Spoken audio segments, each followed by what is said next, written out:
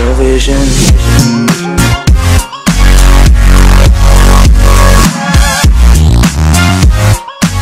Donc salut à tous, c'est Nico de la chaîne Menuka. Donc on se retrouve aujourd'hui pour le tuto numéro 2.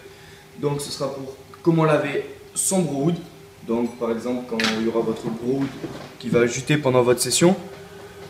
Donc c'est tout simplement dégueulasse parce qu'après vous en foutez partout sur votre chicha, partout dans votre cendrier. Si un cendrier en verre ça daille. Si c'est pas un cendrier en verre ça daille moins mais ça daille quand même. Pour aussi redonner un peu de gêne à votre cheminée de brood, à la ferraille, à la grille. Bon moi elle a un trou mais bon j'espère que ça va pas s'agrandir avec l'eau, j'espère pas, on verra bien. Donc pour redonner un peu de gêne à tout ça, donc pour cela une casserole d'eau, vous le trempez 2 heures dans de l'eau bouillante, donc vous plongez dedans sans vous brûler le doigt. Voilà, ça on va le dévisser.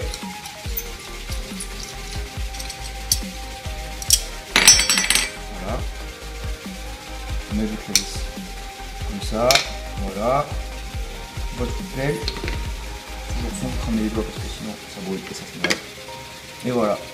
Donc, on se retrouve dans environ 1h30, 2 heures pour voir comment ça réagit. A tout de suite. Re tout le monde, donc on se retrouve pour la deuxième partie du tuto numéro 2 du nettoyage du brood.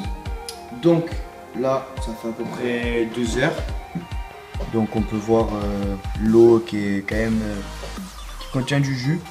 Donc ce que vous faites, vous mettez vous mettez votre feu à fond, histoire que ça reboue un peu, voilà. Faites attention que ça ne déborde pas.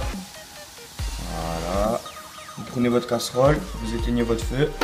Il faut que vous prépariez une passoire dans un évier, c'est mieux. Vous versez votre eau, donc là je sais pas si vous allez le voir, mais l'eau est quand même assez marron.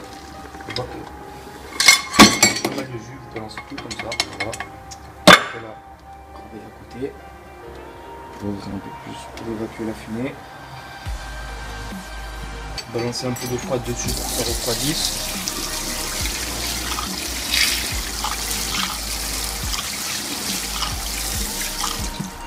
Voilà.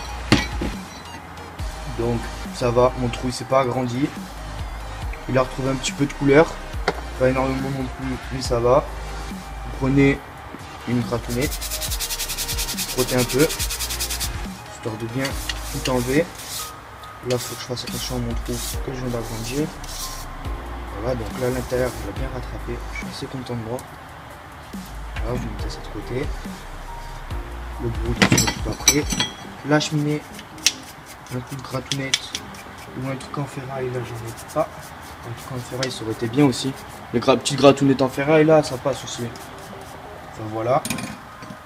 Là, pareil, bien rattrapé aussi. Il était bien marron. C'est assez bien enlevé. Je suis assez content de mon opération. La petite vis. Maintenant, le brood. Alors, vous le prenez, vous le rincez. Voilà. Je vois qu'il a quand même bien... Il n'a pas trop repris de sa couleur. Mais vu la couleur de l'eau, je pense qu'il a quand même... 2 secondes, je cherche le chiffon. Je pense qu'il a quand même... c'est quand même bien évacué tout son jus.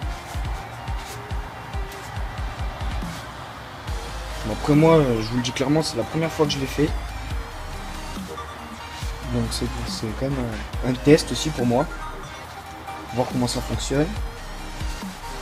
Voir ce que ça devient. Donc voilà. Après vous reprenez votre brood. Donc voilà, si vous êtes utilisateur de brood, je ne vais pas vous expliquer comment ça fonctionne. Votre petite vis, votre petite cheminée, visser.